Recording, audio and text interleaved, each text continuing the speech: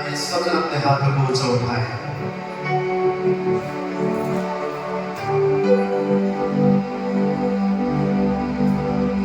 जो यीशु मसीह पर अपना ईमान रखते हैं, जो उस पर विश्वास करते हैं, वाकई सारी बातें उनके जीवन में मिलकर भलाई ही को उत्पन्न करता है। तो यीशु मसीह आप और मुझसे प्रेम करने वाला परमेश्वर है। अपने लहू से उसने हमें खरीदा है। आज वो हमारा पिता और हम उसके संतान हैं। उसके अनुग्रह के द्वारा आप हमें जीवित है। उसकी दया के द्वारा हमारा जीवन संवरा हुआ है।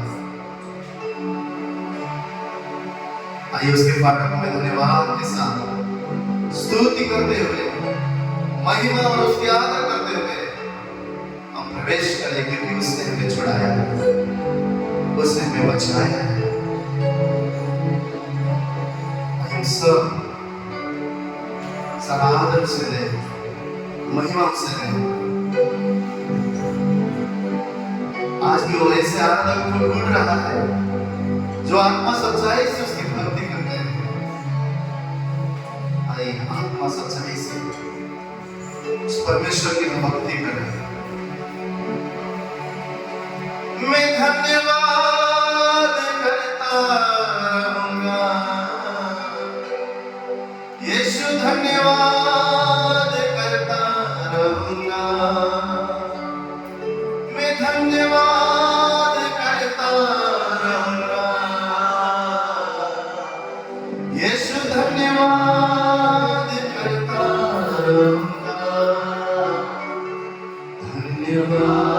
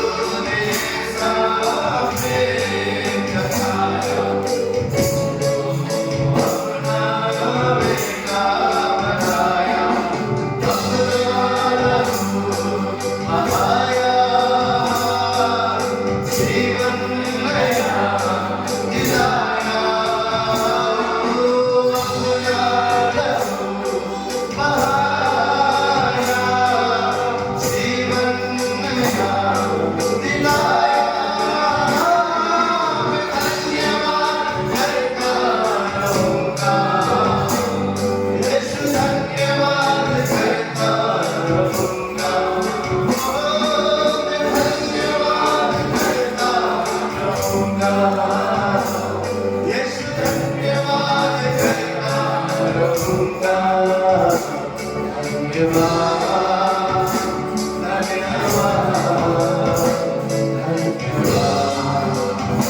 धन्यवाद तेरा धन्यवाद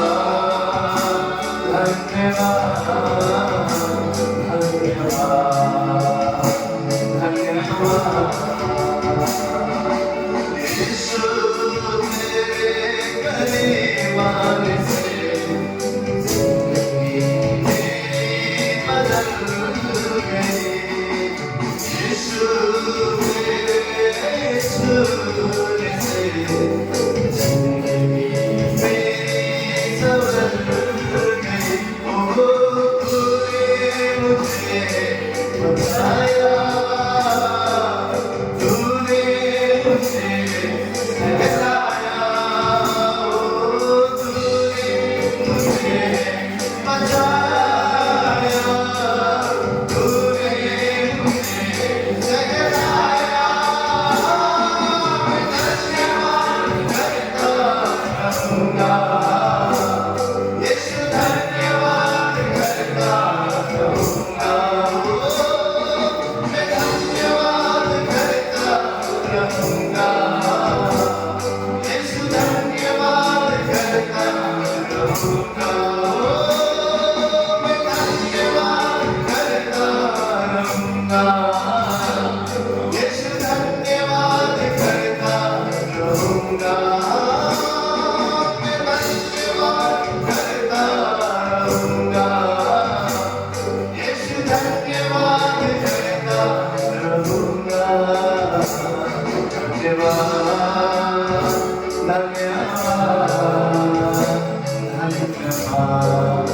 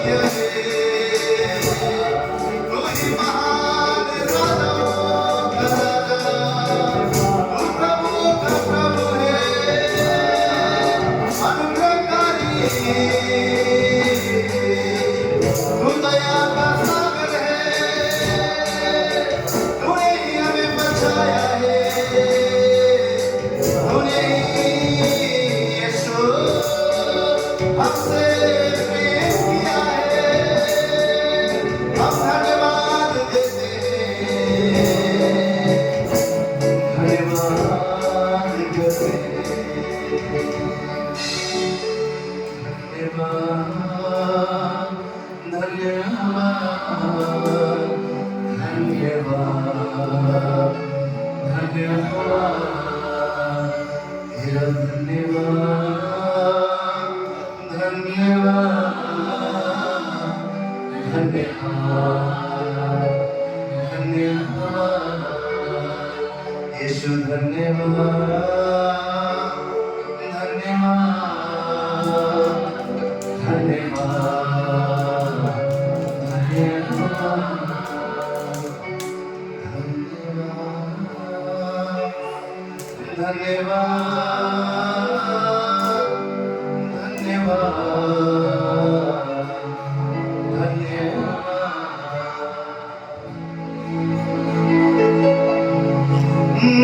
एक तरफ था यीशु मेरा, एक तरफ ये दुनियादारी, और बीच में था मैं खड़ा।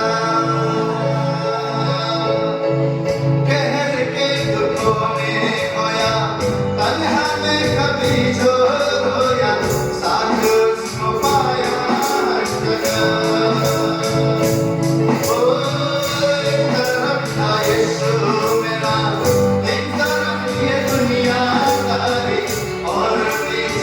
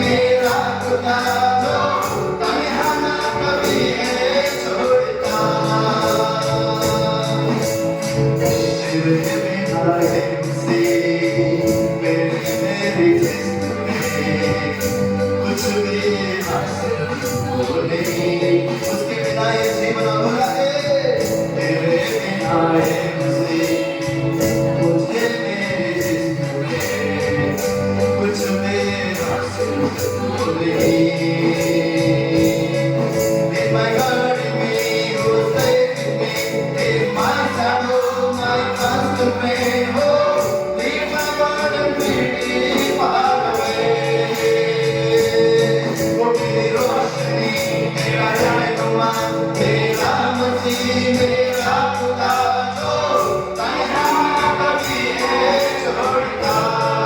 वो मेरी रोशनी, वो मेरी रोशनी, मेरा रहनुमा, मेरा मसीह मेरा खुदा जो तन्हा कभी है छोड़ता। रोशनी, वो मेरी रोशनी, मेरा रहनुमा, मेरा मसीह मेरा खुदा जो तन्हा कभी है छोड़ता। एक जगह में मेरे कोई तो है मसीह, कोई तो है मसीह, एक जगह में मेरे कोई तो है मसीह, कोई तो है मसीह, एक जगह में मेरे कोई तो है मसीह, कोई तो है मसीह, वो मेरी रोशनी, मेरा रहनुमा, मेरा मसीह मेरा खुदा जो तन्हा कभी है छोड़ता। वो मेरी रोशनी, मेरा रहनुमा, मेरा मसीह मेरा खुदा जो तन्हा कभी है छोड़ता।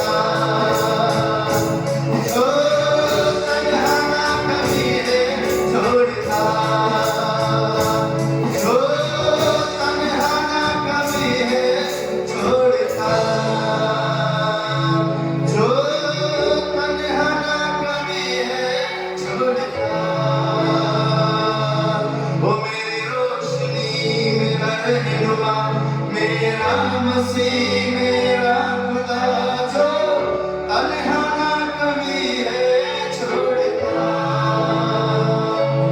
वो मेरी रोशनी, मेरा रहनुमा, मेरा मसीह मेरा खुदा जो तन्हा कभी है छोड़ता। जो तन्हा कभी है छोड़ता। जो तन्हा कभी है छोड़ता। आइए उस इमानुएल परमेश्वर के लिए जोरदार ताली बजाते हैं। हालेलुया। हमारा परमेश्वर हमें कभी ना छोड़ने वाला, कभी ना त्यागने वाला परमेश्वर है। आमीन, आमीन। इस संसार के हर एक जन का लिमिट है। आपका भी एक लिमिट है, हमारा भी एक लिमिट है। एक मदद करने का, एक दूसरे को उठाने का, एक दूसरे को सहारा बनने का, हर चीज में मनुष्य का एक लिमिट है। उस लिमिट के बाहर हम कर नहीं सकते क्योंकि उतना ही सामर्थ्य हमारे पास। परंतु परमेश्वर के पास कोई भी लिमिट नहीं हो, अनलिमिटेड। उसका कोई हद नहीं है। उसका सामर्थ्य, उसका जो महानता है वो सबसे ऊंचा है। वो अद्भुत परमेश्वर है। वो कहता है कि मैं तुम्हें कभी ना छोड़ने वाला, कभी ना त्यागने वाला परमेश्वर हूं। और यही वचन आप और मेरे जीवन में हमें ऊंचा उठाता है, क्योंकि इसलिए यीशु मसीह का नाम इमानुएल रखा गया, क्योंकि इमानुएल का अर्थ है कि परमेश्वर सदा आप और मेरे साथ साथ है। हालेलुया।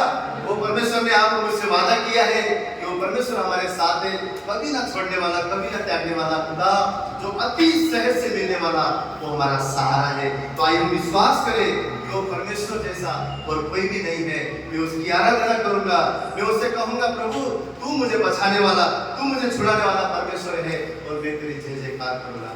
आपको पता है जब हम जय जयकार करते हैं शैतान डरता है, शैतान भागता है, शैतान थरथराता है। क्यों?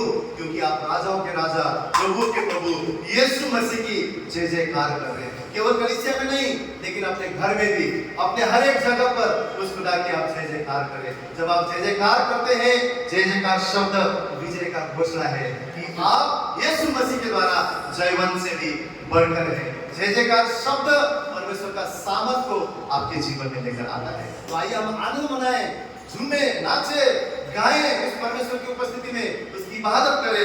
जैसे इन गीतों के मेडले हम गाने वाले हैं, आराधना हो आराधना, तेरा प्यार है महान, कौन है और जय जयकार। आइए तालियों के द्वारा आइए हम उत्तम अर्पण परमेश्वर को दे और उसकी महिमा और स्तुति करे। इस गीत को गाते हैं।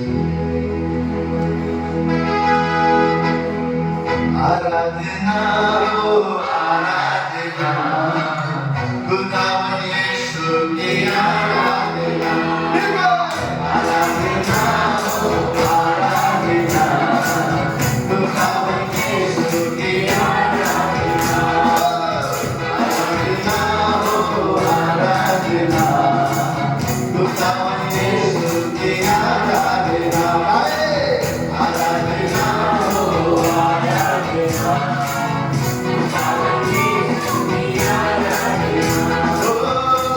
मसीहा की आराधना, जीवन दाता की आराधना, मेरे मसीहा की आराधना, जीवन दाता की आराधना, यीशु की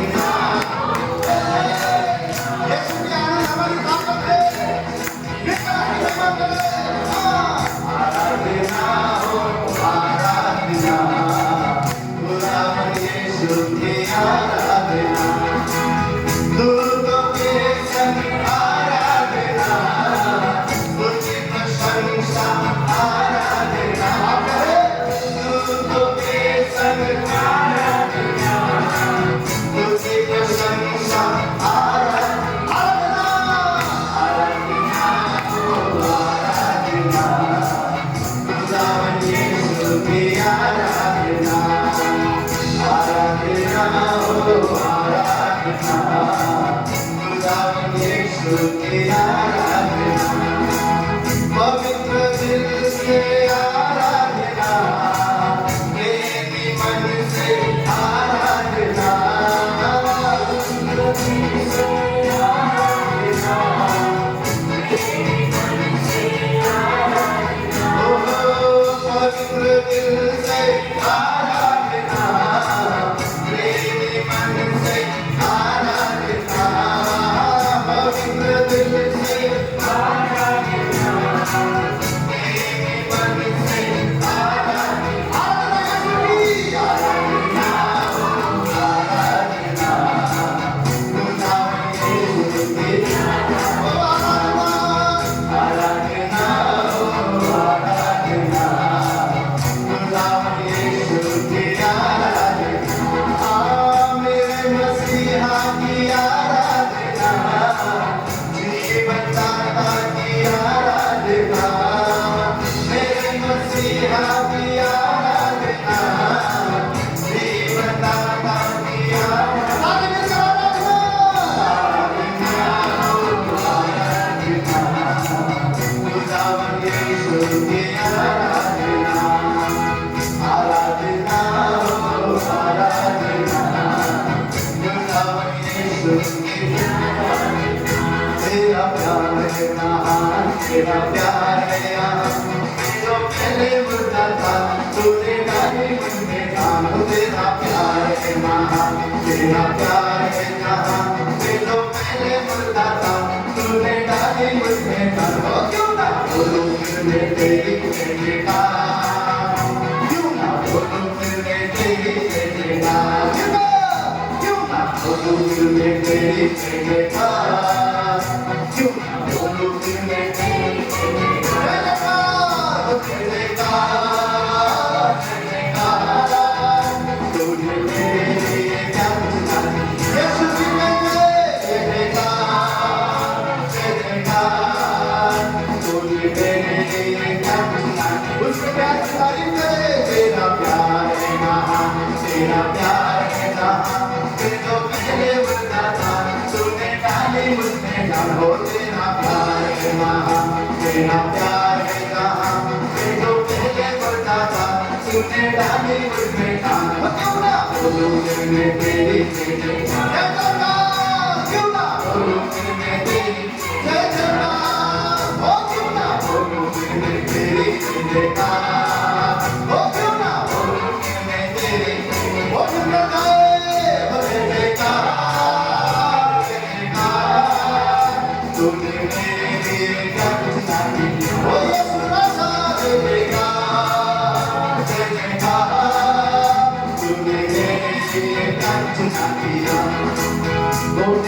सूरत निकली थी मेरा दिल भागा दी तूने सीधा था तुझसे ताकि आए हरियाली हो मेरी सूरत निकली थी मेरा दिल भागा दी तूने सीधा था तुझसे ताकि आए हरियाली हो क्यों ना बोलूं फिर मैं तेरी जयकार हो क्यों ना बोलूं फिर मैं तेरी जयकार क्यों ना बोलूं फिर मैं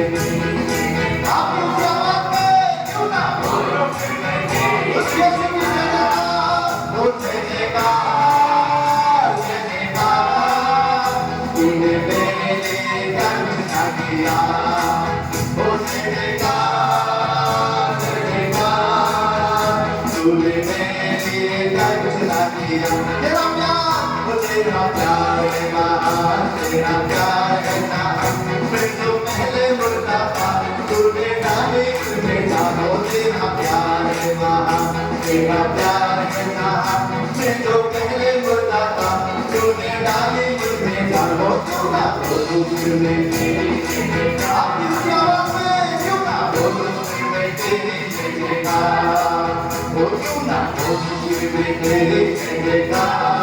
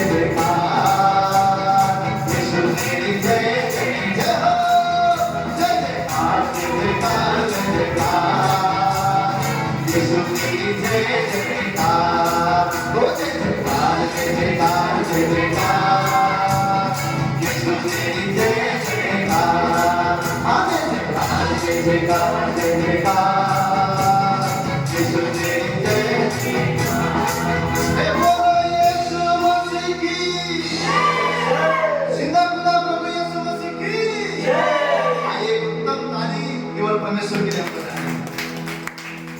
हालेलुया।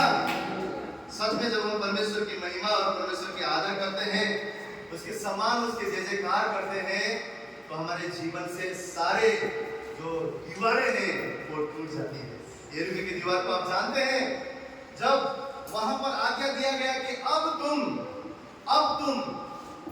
स्तुति करते हुए जय जयकार के साथ जब तुम उसके फेरे लगाओगे तो परमेश्वर की महान सामर्थ वहां पर देखोगे। जब वो लोगों ने उस आज्ञा के मुताबिक जय जयकार करते हुए अपनी आवाज को बढ़ाकर इंस्ट्रूमेंट के साथ, अपनी आवाज के साथ जब वहां पर प्रवेश किए, जब जय जयकार किया, तो वहां पर हम देखते हैं जो दीवार था वो तहस नहस होकर टूट गया। हालेलुया। शैतान हमारे जीवन में अनेक प्रकार के दीवारों को खड़ा करना चाहता है, खड़ा करता भी है, परंतु जब हम जय जयकार के साथ यहोवा के नाम से आते हैं वो दीवारें ढा जाते हैं, क्योंकि परमेश्वर की उपस्थिति में कोई भी टिक नहीं सकता। हालेलुया। ये समय भी हम परमेश्वर की महिमा करें, उसकी स्तुति करें, उसकी प्रशंसा करें। ऊंचाई में सबसे ऊंचा वो यीशु मसीह नाम है, चौड़ाई में वो सबसे ज्यादा चौड़ा, गहराई में सबसे ज्यादा गहरा उसका प्रेम आपके और मेरे लिए है। आइए हम सब मिलकर उस परमेश्वर की भक्ति करें, उसकी आराधना करें, उसके नाम को कहें कि प्रभु मैं तेरी स्तुति करता हूँ, मैं तेरे चरण में आता हूँ प्रभु, मैं तुझे ही ऊंचा उठाता हूँ, आत्मा सच्चाई से तेरी भक्ति करता हूँ, क्योंकि तूने ही मुझे बचाया है, तूने मुझे छुड़ाया है। ये जिंदगी तेरी महिमा के लिए प्रभु। आइए इस समय हम अपने आप को समर्पण करें उस परमेश्वर के हाथों में, अपने जीवन को देने, उसे कहे प्रभु मैं यहाँ हूँ, मेरी जिंदगी तेरी महिमा है प्रभु, मेरे जीने का कारण तू है, तूने मुझे सहलाया और बचाया है। आज मैं जो हूँ ये तेरा अनुग्रह है, तेरी दया है। आइए उसकी मिलकर प्रशंसा और महिमा करें। महिमा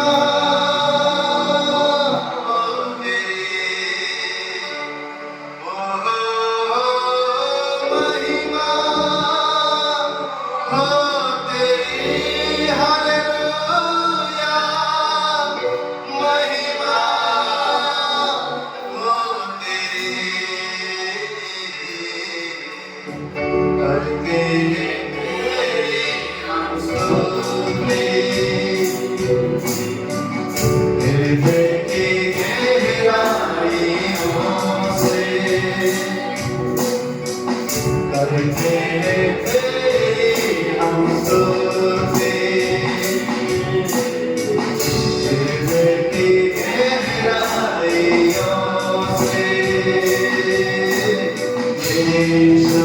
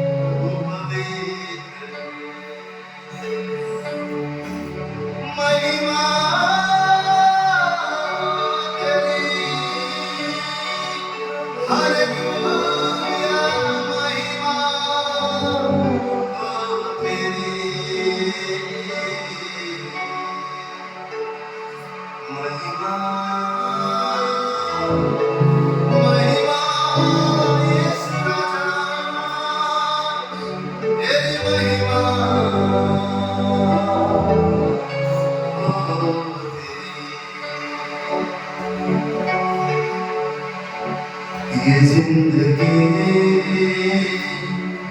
तेरी महिमा गाती रहे अप्सरा। ये जिंदगी तेरी महिमा गाती रहे अप्सरा।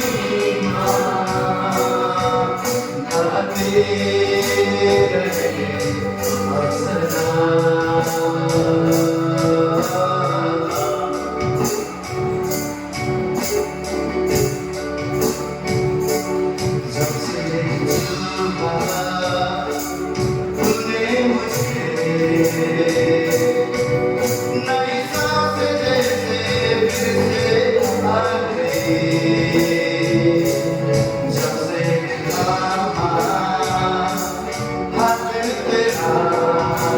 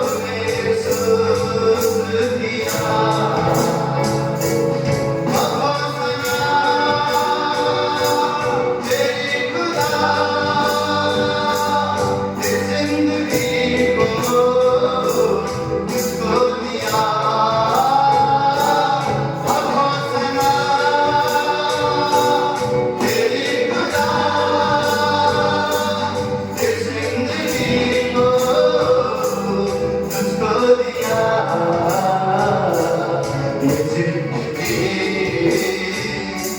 तेरी महिमा गाते रहे सदा। ये जिंदगी तेरी महिमा गाते रहे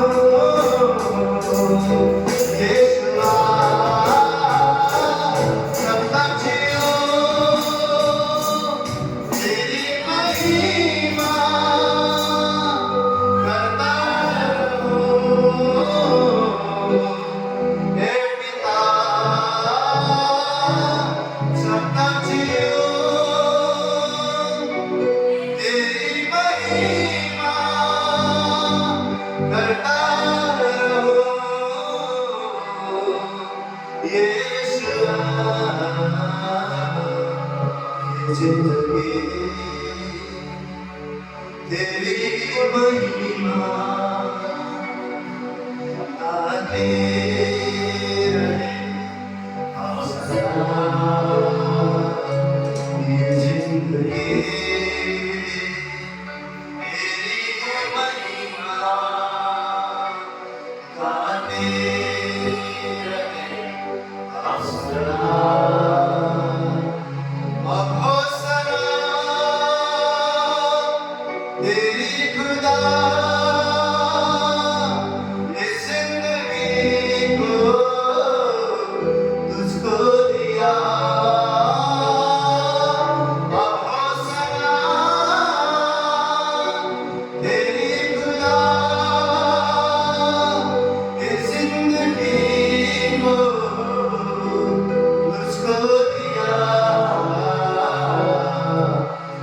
जिंदगी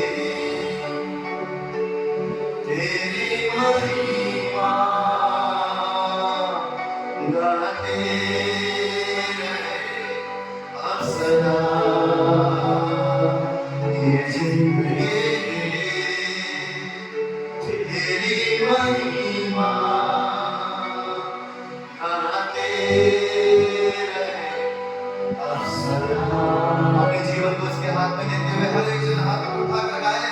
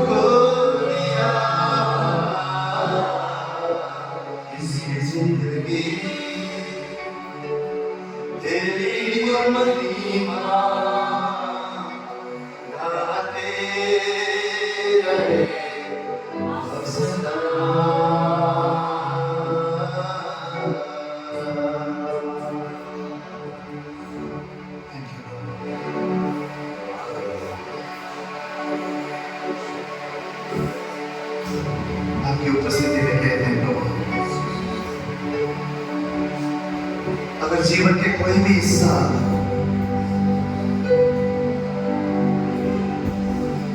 हम अपनी मर्जी में अगर चलते हैं प्रभु, अगर हमारे जीवन के कोई भी हिस्से में अभी भी प्रभु तेरी मर्जी नहीं है, हे खुदा हम अपने आप को समर्पण करते हुए, अपने आप को तेरे सामने देते हुए प्रभु कहते हैं परमेश्वर तू हमारा कुम्हार है। वो हम तेरे हाथ के नीचे नम्र और दीन होकर आते हैं, उस कोमल मुलायम मिट्टी के समान प्रभु, ताकि तू हमारे उस जगह को बना सके प्रभु जहां हमारे जीवन की आकार खराब हो पाए, हमारे जीवन के उस क्षेत्र में तेरे रोशनी को मांगते हैं, तेरे प्रकाश को चाहते हैं। आज हमारे जीवन के हर हिस्सा प्रकाशमान हो जाए यीशु के नाम से। आज हमारे जीवन के हर एक क्षेत्र में रूहे पाक तेरी कब्जा हो, यीशु तू राज करने पाए प्रभु। आज हमारे जीवन के हर एक हिस्से को हम तेरे हाथ में सौंपते हैं, ऐसा हिस्सा जिसे हम अपनी मर्जी से चलते हैं प्रभु, उसे तेरे हुजूरी में है, हम कहते हैं उसे तोड़, हमारे जीवन को तोड़ प्रभु, और नया बर्तन बना, नया आकार बना, नया रूप दे परमेश्वर। हमें तेरी जरूरत है प्रभु, हमें तेरी जरूरत है। यहोवा रहमा यीशुआ, हमें तेरी जरूरत है प्रभु। जीवन को तू बना दे प्रभु, जीवन को तू बना दे परमेश्वर। आज हम तेरी हुजूरी में सख्त नहीं तो मुलायम होते हैं, नम्र होते हैं, तो कुम्हार को अपने आप को सौंप देते हैं, सौंप देते हैं, ताकि हमारे जीवन से केवल तेरा नाम पवित्र माना जाए, ताकि हमारे जीवन से केवल तेरी महिमा होने पाए परमेश्वर, हमारा जीने का कारण तू होने पाए, हम अपने लिए नहीं परंतु तेरे लिए जीने पाए परमेश्वर, हम तेरे लिए जीने पाए प्रभु, हम तेरे लिए जीने पाए। तेरे हुजूरी में प्रभु आते हैं और कहते हैं परमेश्वर, कहते हैं प्रभु हमें नया बना, जब तक जियो तेरी महिमा करता रहूं, हे खुदा जब तक जियो तेरी महिमा करता रहूं,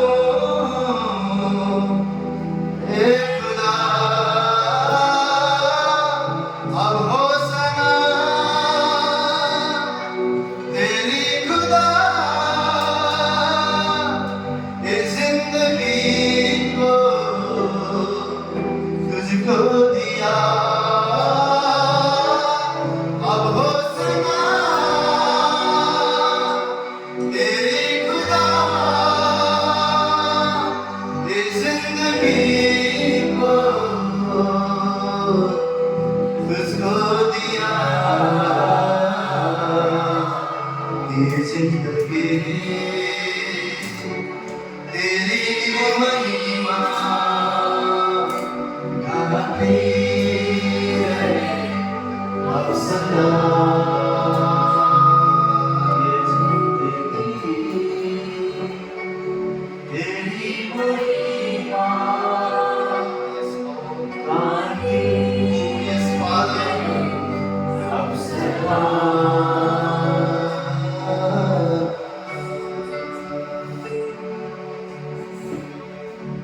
धन्यवाद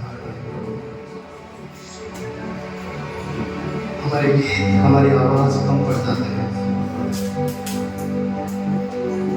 जो दया और जो अनुग्रह तूने हमसे किया है,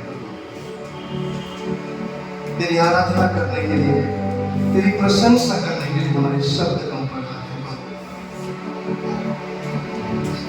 एक ही बात हम जानते हैं, आज हम जीवित हैं, ये तेरी दया और अनुग्रह है परमेश्वर।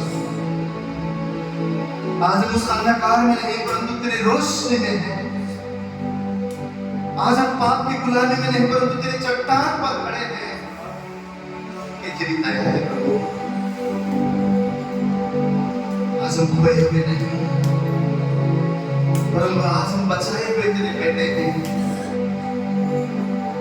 ये तेरा प्रेम है परमेश्वर।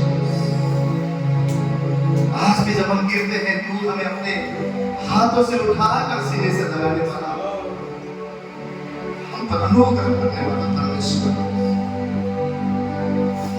प्रभु यीशु हमारे जीवन को हम समर्पण कर देते हैं। चाहते प्रभु तेरा राज हमारे जीवन में हो। जो भी कुछ हम करें प्रभु इस जीवन से सदा तेरी महिमा होने पाए, सदा इस जीवन से तू दिखने पाए परमेश्वर, सदा तू दिखने पाए प्रभु। हम घटते जाते हैं प्रभु, तुझे ही ऊंचा उठाते हैं क्योंकि तू योग्य परमेश्वर है। हम तेरा शुक्रगुजार हैं प्रभु कि जितने पूरब से पश्चिम दूर है, तूने हमारे अपराधों को उतना ही दूर कर दिया प्रभु, और हमारे बिगड़ी हुई सूरत को तूने अपने लहू से संभाल दिया। हम तेरा धन्यवाद करते हैं।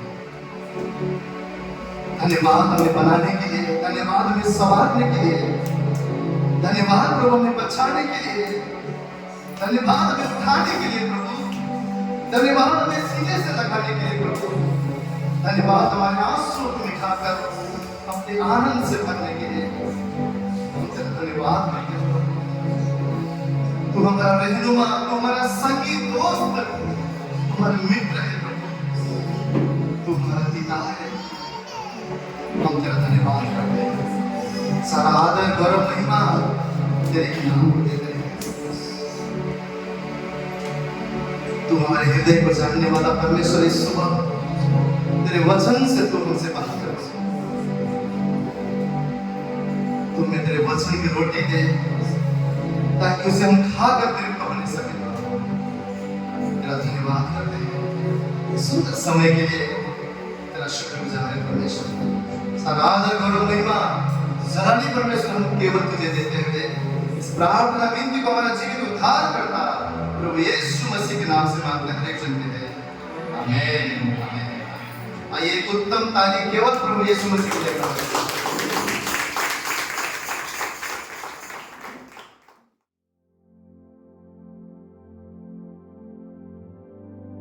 इसका क्या अर्थ है कि ये जिंदगी तेरी महिमा गाती रहे? सिर्फ हम मुख से गीत गाते रहे, जय जयकार गाते रहे? परमेश्वर कह रहे हैं, ये वचन के जो गीत कह रहे हैं, ये जिंदगी तेरी महिमा गाती रहे। मतलब हमारा जीवन जो हम जी रहे हैं ना, उसके द्वारा हम उस खुदा की महिमा को करें। सिर्फ बोल से नहीं, सिर्फ शब्दों से नहीं, सिर्फ हम दूसरों की सेवा करके, वो कार्य करके हम ये नहीं दर्शा सकते कि हमारे जीवन से प्रभु की महिमा हो रही है। ये सारी चीजें बाहरी हैं जो हम दिखाते हैं, लेकिन खुदा कहता है तुम्हारे अंदर से तुम्हारा जो जीवन है ना, वो मेरी महिमा गाना चाहिए। खुदा ने हमसे कहा कि तुम मेरे गवाह ठहरोगे। हम सोचते हैं प्रभु ने कहा है हम गवाह ठहरेंगे, हमने जो चमत्कार हमारे जीवन में हुआ उसकी हमने गवाही दे दी, हम उस खुदा के गवाह हो गए। ऐसा नहीं है। हमारी गवाही अलग है और हमारा गवाह होना अलग चीज है। गवाह होना मतलब हमने उस खुदा को दिखाना है, हम उसके गवाह हैं। वो कहते हैं मैं रोशनी हूँ और मेरा प्रकाश अब तुम पर चमका है, और अब तुम्हें क्या करना है? इस जगत में इस प्रकाश को फैलाना है ताकि तुम्हारे पिता की जो स्वर्ग में है बढ़ाई हो। वो हम गवाह ठहरे ताकि उस खुदा की जो स्वर्ग में है हमारी बढ़ाई, हमारे द्वारा उसकी बढ़ाई होने पाए। इसीलिए तो उसने हमें चुना है। यूहन्ना 15:16 में लिखा है तुमने मुझे नहीं चुना पर मैंने तुम्हें चुना है। और क्यों चुना है? ताकि तुम फल लाओ। सिर्फ फल लाओ नहीं, पर तुम्हारा फल बना रहे। यहाँ दो बातें हैं, बाहर से आत्माओं को जीत कर भी लाओ, लेकिन तुम्हारी खुद की आत्मा भी बची रहे। परमेश्वर ये चाहता है इस तरह तुम्हारा जीवन जो है ना, तुम्हारी जिंदगी जो है ना, मेरी महिमा गाए। तुम फल तो लाओ, लेकिन तुम्हारा फल भी बना रहे। कई बार हमारा फोकस इतना ज्यादा होता है कि हम बाहर से आत्माओं को जीतते हैं, बाहर लोगों को प्रचार करते हैं, बाहर यीशु मसीह की गवाही बांटते हैं, लेकिन अपने अंदर की कमजोरियों को हम ध्यान ही नहीं देते। हम उन्हें इग्नोर करते हैं कि मैं तो आत्माएं जीत रहा हूँ, मैं तो प्रचार कर रहा हूँ, मैं तो वर्शिप कर रहा हूँ, मैं तो सबको काम कर रहा हूँ, मैं तो दशमांश दे रहा हूँ, दान दे रहा हूँ, मैं तो सारे भले काम कर रहा हूँ। लेकिन क्या यही कार्य परमेश्वर हमसे चाहता है कि हम करें? परमेश्वर चाहता है तुम्हारा फल भी बना रहे। बहुत बार ऐसा नहीं कि जो ये सारे कार्य कर रहे हैं उनकी आत्मा सुरक्षित है। बहुत बार ऐसा होता है कि ये सब कुछ करने वाले भी गिर जाते हैं, ये सब कुछ करने वाले भी गिर जाते हैं। आज हम परमेश्वर का वचन निकालेंगे। अगर आपके पास बाइबल है तो आप सब खोल सकते हैं। दूसरा पत्रस उसका पहला अध्याय, वहां अगर हम देखें तो एक टॉपिक दिया हुआ है ईश्वरीय बुलाहट और चुनाव। यहाँ पहले अध्याय का 10वां वचन कहता है, इस कारण हे भाइयों, अपने बुलाए जाने और चुन लिए जाने को सिद्ध करने का भली भांति यत्न करते जाओ, क्योंकि यदि ऐसा करोगे तो कभी भी ठोकर ना खाओगे। वचन क्या कह रहे हैं? हे भाइयों, अपने बुलाए जाने और चुन लिए जाने को सिद्ध करने का भली भांति यत्न करते जाओ। जिस खुदा ने हमें बुलाया है, जिसने हमें चुना है, और जो बुलाए गए हैं, जो चुने गए हैं, सबके लिए वचन है। सबके लिए बुलाए हुए हम सभी हैं, चुने हुए कुछ हैं, लेकिन परमेश्वर का वचन सबके लिए कह रहा है अपने चुने जाने और बुलाए जाने को सिद्ध करने का भली भांति यत्न करते जाओ। मैंने बुला लिया, मैंने चुन लिया तो तुम सिद्ध बन गए, ऐसा नहीं है, पर तुम्हें यत्न करना है हर दिन सिद्ध बनने का। और क्या कह रहे हैं आगे वचन? क्योंकि यदि ऐसा करोगे तो कभी भी ठोकर ना खाओगे। पहली बात कह रहे हैं कभी तुम ठोकर नहीं खाओगे, और अगला वचन कहता है वरन इस रीति से तुम हमारे प्रभु और उद्धारकर्ता यीशु मसीह के अनंत राज्य में बड़े आदर के साथ प्रवेश करने पाओगे। हर दिन इसके लिए यत्न करो। क्या करना है हमें? सिद्ध बनने के लिए। हमने प्रभु के नाम से बपतिस्मा ले लिया, यीशु मसीह ने हमारे पाप धो दिए, हमें श्रापों से छुटकारा दे दिया, अब हम सिद्ध हो गए, अब हम धर्मी हो गए, अब हम पवित्र हो गए। सिर्फ यही सिखावट नहीं है, परमेश्वर का वचन कहता है यत्न करो हर दिन सिद्ध बनने का। हर दिन हमें काम करना है, दूसरों पर नहीं, अपने आप पर काम करना है, अपने आप पर काम करना है। अगर हम पवित्र हैं, धर्मी हैं, सिद्ध हैं, तो फिर तो काम करने की जरूरत नहीं है। लेकिन वचन क्या है? तुम्हें काम करना है। और क्या काम करना है? अगर हम ऊपर वचन पढ़ते हैं, कौन सी बातें वो कह रहे हैं 8वें वचन में, यदि ये बातें तुम में वर्तमान रहे और बढ़ती जाएं तो तुम्हें हमारे प्रभु यीशु मसीह की पहचान में निष्फल और निकम्मे ना होने देगी। कुछ बातें हैं अगर वो तुम्हारे में जो है और वो बढ़ती जाए तो तुम कभी भी यीशु मसीह की पहचान में निकम्मे और निष्फल नहीं होंगे। यानी हम हो सकते हैं पर हम होंगे नहीं। अब हम देखेंगे ये बातें कौन सी हैं। 5वें वचन में लिखा है तुम सब प्रकार का यत्न करके अपने विश्वास पर सद्गुण और सद्गुण पर समझ, समझ पर संयम और संयम पर धीरज और धीरज पर भक्ति और भक्ति पर भाईचारे की प्रीति और भाईचारे की प्रीति पर प्रेम बढ़ाते जाओ। ये बातें अगर आपके अंदर हैं और ये बातें अगर बढ़ रही है ना, फिर आप कभी भी यीशु मसीह की पहचान में ना निकम्मे निकलोगे ना निष्फल निकलोगे। अगर ये बातें जो हैं और बढ़ रही हैं तो हम यत्न कर रहे हैं सिद्ध होने का। हम यत्न कर रहे हैं वो उद्धार जो हमने पाया है, उस उद्धार के द्वारा हम अनंत काल में पहुंच सकते हैं। इन बातों पर अगर हम काम करें, इन बातों पर। एक खिलाड़ी के बारे में हम सब जानते हैं, उसके जीवन में एक टारगेट होता है। बिना टारगेट के वो ऐसे नहीं खेलता रहता कि ऐसे दिन रात खेल रहा है, खेल रहा है, खेल रहा है। क्यों खेल रहा है? कुछ हासिल करना है, मुझे ओलंपिक में खेलना है, मुझे वर्ल्ड चैंपियनशिप जीतनी है। और उसके लिए क्या होता है, वो एक कोच निर्धारित करता है। एक कोच क्या करता है, उसे सब बातें सिखाता है। सबसे पहले तो अपने जीवन पर संयम रखना सिखाता है, कंट्रोल करना सिखाता है। अपने खाने पीने पे कंट्रोल करो, अच्छी चीजें जो है जो तुम्हें बहुत पसंद है पर तुम्हारे लिए हानिकारक है, उन्हें अपने से दूर करो। अगर तुम नहीं कर पा रहे हो, कई बार इसमें क्या होता है, इंजरीज भी लगती हैं, धीरज रखना पड़ता है। ये इंजरी ठीक होगी, फिर दोबारा प्रैक्टिस करो। क्यों? क्योंकि उसका एक लक्ष्य है। उसका लक्ष्य है कि मुझे वो हासिल करना है, मुझे ओलंपिक जीतना है, मुझे वर्ल्ड चैंपियनशिप जीतनी है। पर कोई ना कोई कोच वो जरूर अपने लिए हायर करता है, इसके बिना मैं ये सब कुछ नहीं कर सकता। ये जो पवित्र शास्त्र है ना, और जो इसमें जितने ये लेखक जिन्होंने लिखी है पवित्र आत्मा की सहायता से ये पुस्तक, वो हमारे कोच है। और जब परमेश्वर हमें ये देता है कि आप सिखाओ, तो हम भी उस कोच में आ जाते हैं कि हमारा एक ही लक्ष्य है कि परमेश्वर तेरी दी हुई भेड़ें अनंत काल में प्रवेश करें। एक ही लक्ष्य है हमारा, और वो लक्ष्य क्या है, हम अपने आप को बनाए रखें, हम यत्न करते रहें इन बातों के ऊपर। पर आज अगर हम देखें ना, तो सिद्धता किस बात से जानी जाती है? अरे वो तो इतनी अन्य भाषा बोलता है, अरे वो भविष्यवाणी करते हैं, वहां चिन्ह होते हैं, वहां चमत्कार होते हैं। पर पवित्र शास्त्र में कहीं भी इन बातों को सिद्धता का प्रमाण नहीं माना गया।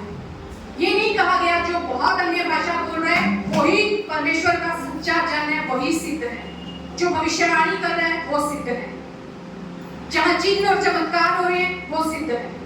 नहीं, ये क्या है? ये वरदान है। और वरदान क्या, इंग्लिश क्या बोलते हैं, गिफ्ट्स है। गिफ्ट कब मिलता है? जब हम अवार्ड जीत जाते हैं। ओलंपिक में बहुत से खिलाड़ी हमने देखा अभी खेलने गए, क्या सबको गिफ्ट मिले? नहीं मिले। जिन्होंने वो लक्ष्य हासिल किया, जिन्होंने अपने आप को सिद्ध किया, जब वो सिद्ध बने ना, तब उन्होंने जाकर वो गिफ्ट्स पाए। और परमेश्वर का वचन क्या कहता है? अगर हम पौलुस का पढ़ते हैं ना, तो पौलुस क्या लिखता है, अगर मैं कलीसिया में 10,000 शब्द अन्य भाषा में बोलूं ना, उससे अच्छा है मैं 5 बुद्धि की बातें बोलूं कि सीखने वाला सीख सके, सीखने वाला सीख सके। जो तो अन्य भाषा जानता है वो तो अन्य भाषा में प्रार्थना करेगा, लेकिन जो नहीं जानता उसको तो मतलब ही नहीं पता कि प्रार्थना क्या हो रहा है। और अन्य भाषा तब तक कामगार नहीं है जब तक आपको अनुवाद नहीं पता उसका। इसलिए ये सिद्धता नहीं है। पर आज क्या होता है, जब हम प्रार्थना करते हैं, अपने लिए करें या कलीसिया के लिए करें, हमारा फोकस क्या होता है? कलीसिया में अन्य भाषा आ जाए, कलीसिया में वरदान आ जाए, कलीसिया में भविष्यवाणी का वरदान आ जाए। अरे वरदान तब आएंगे जब हमारी जड़ मजबूत होगी, जब हम सिद्ध बनेंगे। देने वाला कौन है? आत्मा है, और वो ऊपर से दिया जाता है।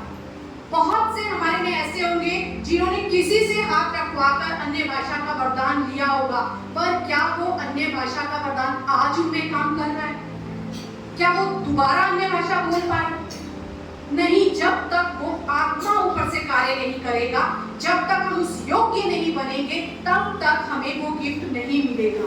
और सिर्फ यही हमारी सिद्धता की पहचान नहीं है, सिर्फ यही हमारी सिद्धता की पहचान नहीं है। पवित्र शास्त्र बता रहा है तुम्हारी सिद्धता की पहचान क्या है। तुम्हारे अंदर ये होना चाहिए, विश्वास में बढ़ो, संयम में बढ़ो, धीरज में बढ़ो, भक्ति में बढ़ो, भाईचारे में बढ़ो, प्रेम में बढ़ो, तब तुम सिद्ध कहलाओगे।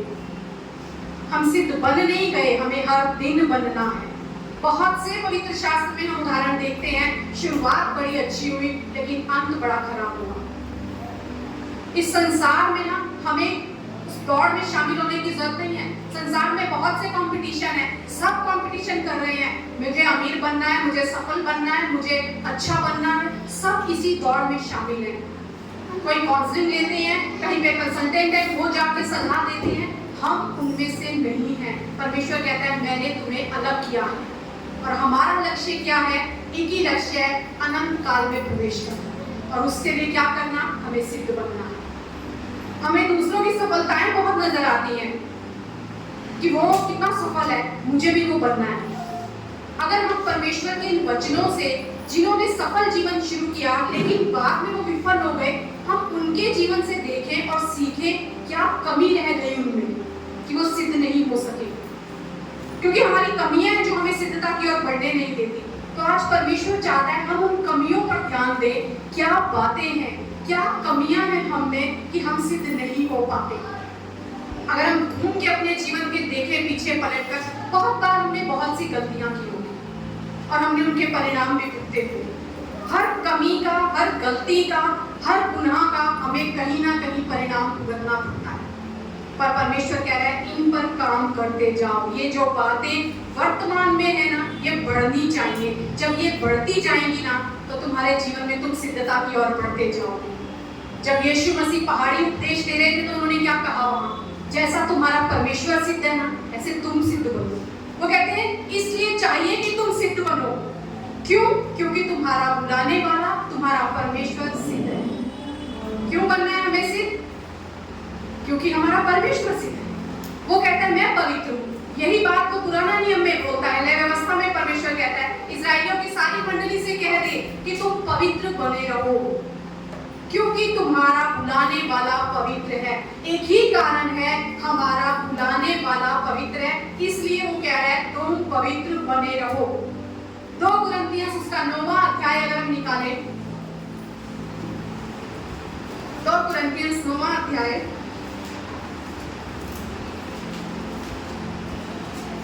5वां अध्याय 9 से लेकर 11 तक अगर हम वचन पढ़ें।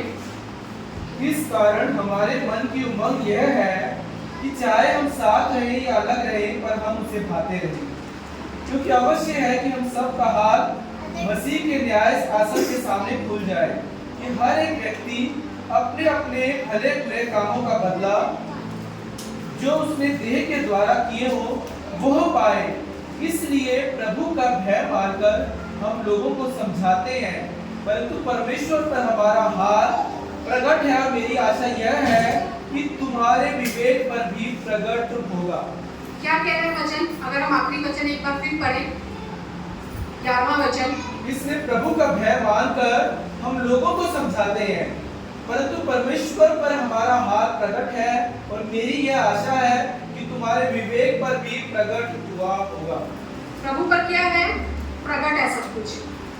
प्रभु में सब कुछ प्रकट है। और वचन क्या कह रहा है? 10वां वचन, हम सब का हाल मसीह के न्याय आसन के सामने खुल जाए, कि हर एक व्यक्ति अपने अपने भले बुरे कामों का बदला जो उसने देह के द्वारा किए हो पाए। यानी भले हो या बुरे हो, सारे कामों का बदला हमें मिलेगा, सारे कामों का हमें बदला मिलेगा। और वचन क्या कह रहा है? इसलिए प्रभु का भय मानकर हमें चलना है। क्या करना है हमें? प्रभु का भय मानकर चलना है। कई बार हमारे जीवन में क्या होता है ना, हम सामने वाले को बदलते रहते हैं। वो ऐसा करता है, वो ऐसा करता है, वो तंग करता है, वो परेशान करता है, वो मेरे लिए परेशानी खड़ी करता है। हम अपनी जांच नहीं करते, अपने आप को नहीं ढूंढते, पर हम सामने वाले को बदलने की कोशिश करते हैं। पर परमेश्वर आज कह रहे हैं क्या तुम्हारे अंदर ये बातें हैं? अगर हमारे अंदर ये बातें होंगी ना, तो हम प्रभु यीशु मसीह के जैसे पवित्र और सिद्ध बन सकते हैं। क्या हम सब वाकई कंप्लीट एकदम हम कहें परफेक्ट थे कि यीशु मसीह ने कहा ये परफेक्ट है, मैं इसे अपने लिए चुन लेता हूँ? उसने हमारे कारण धीरज रहा, संयम रखा हम पर। क्यों? क्योंकि हम तो बिल्कुल पूरी तरह से बिगड़े हुए लोग थे, पाप में भरे हुए लोग थे, लेकिन यीशु मसीह ने हमारे ऊपर अपना संयम, अपना धीरज, अपनी भक्ति, अपना प्रेम, अपना भाईचारा सब कुछ दिखाया। और आज खुदा चाहता है जो मैंने किया है ना, वो तुम करो। कभी कभी हमें लगता है रास्ता बड़ा कठिन है, ये नहीं बात है। वो कहता है मैंने तुम्हें रास्ता दिखाया है, मैं तो इन्हीं सब पे चला हूँ। सिद्ध बनने का अर्थ क्या है? एक ही बात है, परमेश्वर का वचन क्या बोलता है हमें कि मैंने तुम्हें बुलाया है, मैंने तुम्हें चुना है, तुमने मुझे नहीं चुना। मैंने तुम्हें पाक साफ किया है। और जब हम अपने मन में स्वीकार करते हैं, मुख से अंगीकार करते हैं, उस यीशु मसीह के नाम से जब बपतिस्मा लेते हैं, तो परमेश्वर का वचन कहता है हमारा जो पुराना जीवन है ना, वो चला जाता है। हम एक नई सृष्टि बन जाते हैं हमारे मन के नए बन जाने से। अब क्या होना चाहिए? हमारा चाल चलन भी बदलता जाए। और क्या करें? जो इच्छा परमेश्वर को अच्छी लगती है, उसकी मर्जी के अनुसार जो उसे भली भावती लगती है, वो बातें हम मालूम करें। एक नयापन हमारे अंदर शुरू हो जाता है। अब हम वो पुराने नहीं रहे, जैसे पहले करते थे, वो अभी भी हम वही करेंगे। यही तो यीशु मसीह ने कहा, जो उसके जब पीछे आते थे वो बोलते थे मेरे पीछे बोलो, सब छोड़कर मेरे पीछे हो। पीछे होने का मतलब है अब सिद्ध बनने की कोशिश करो। अब नया मार्ग तुम्हारे जीवन में जुड़ रहा है, अब इसके ऊपर चलने की कोशिश करो। पहाड़ी उपदेश में जब यीशु मसीह ये बात बोलते हैं ना, जैसा तुम्हारे बुलाने वाला सिद्ध है वैसे सिद्ध बनो, तो वहाँ क्या है? अब मेरे पीछे चलो, मेरे पीछे चलो, क्योंकि मैंने तुम्हें बुलाया। और तुम्हें क्या करना है? तुम्हें मन के दीन होना है। मन के दीन होने का क्या अर्थ है? अब मेरे मन की इच्छा नहीं प्रभु, अब मैं पूरी तरह से तेरे अधीन अपने हूँ। अब तेरी इच्छा मेरे जीवन में पूरी हो। नम्र बनो, मेल मिलाप कराओ, शांति के राजकुमार तुम्हें बनना है। धार्मिकता के लिए भूखे और प्यासे हो जाओ। ये परमेश्वर कह रहे हैं कि अब तुम्हें ये करना है, दूसरों पर दया दिखानी है, क्योंकि वो नहीं जानते जो तुम जानते हो। परमेश्वर के प्रभु यीशु मसीह के पीछे चलना ही सिद्धता है। नया मार्ग जब उस खुदा ने हमें दिया है और वो कहता है मैं गया हूँ उस मार्ग पर और तुम्हें जाना है। मैं गया हूँ, तुम्हें जाना है, मैंने तुम्हें बुलाया है, मैं सिद्ध हूँ, तुम्हें सिद्ध बनना है, मैं पवित्र हूँ, तुम्हें पवित्र बनना है। जिस दिन हम ये सारी बातों में से हटने लगते हैं ना, उस दिन हम उस उद्धार को ना एक किस्म से निकम्मा कर देते हैं। वहाँ क्या बोल रहा है वचन? तब तुम मसीह की पहचान में निकम्मे और निष्फल नहीं होगे। यानी निकम्मे हो सकते हैं, हम निष्फल हो सकते हैं, पर अगर ये बातें हम में बढ़ती जाए। 75 साल की उम्र थी अब्राहम की जब यीशु परमेश्वर ने उसे बुलाया, सब कुछ छोड़कर मेरे पीछे हो ले। क्या कहा? मेरे पीछे हो ले। यही खुदा हमें कहता है, मेरे पीछे हो लो। सब कुछ छोड़कर, थोड़ा सा कुछ ले ले साथ में, रास्ते में काम आएगा। हो सकता है पैसे की कमी पड़ जाए, खाना ना मिले, हो सकता है कपड़े ना मिले, कुछ ले ले। नहीं, सब कुछ छोड़कर मेरे पीछे हो ले। 75 साल की उम्र में अब्राहम से ये कहा गया और 99 साल की उम्र में उत्पत्ति 17 के पहले वचन में लिखा हुआ है, परमेश्वर उसे कहते हैं कि अब्राहम मेरी उपस्थिति में चल और सिद्ध बनता जा। मेरी उपस्थिति में चल और सिद्ध बनता जा। कितने साल उसे लगे सिद्ध नहीं बन सका वो? कितने साल लगे? 75 साल में उसे बुलाया है, लेकिन 99 साल में जाकर परमेश्वर उसे कह रहा है तुझे सिद्ध बनना है। कभी कभी हमें लगता है हम तो पुराने मसीह हैं, हमें कौन क्यों सिखाएगा? हम तो सालों से प्रभु में आते हैं, हमें तो सब पता है। अब्राहम को सब पता था। अब्राहम लूत को भी बचाता है, अब्राहम वेदी भी बनाता है, अब्राहम दान भी देता है, वो पूरा दशमांश भी देता है, लेकिन उसके बावजूद परमेश्वर उसे कहता है कि तू सिद्ध नहीं बना, अभी भी कुछ कमी है तुझ में, तुझे सिद्ध बनना है। और कैसे बनेगा? मेरी उपस्थिति में चल। कोई और चीज हमें सिद्ध नहीं बना सकती, कहीं से भी हम सिद्ध नहीं बन सकते। ना हमारी एजुकेशन, ना हमारी कोई क्वालिफिकेशन, ना हमारा अच्छा पहनावा, ना हमारी अच्छी पोस्ट, ना हमारा प्रचार, ना हमारा वर्शिप बहुत अच्छा करना, हमारे अच्छे काम, कुछ भी हमें सिद्ध नहीं कर सकता। परमेश्वर का वचन कहता है मेरी उपस्थिति में चल और सिद्ध बनता जा। एक ही मार्ग है हमें सिद्ध करने का, और वो है उस परमेश्वर की उपस्थिति में चलना।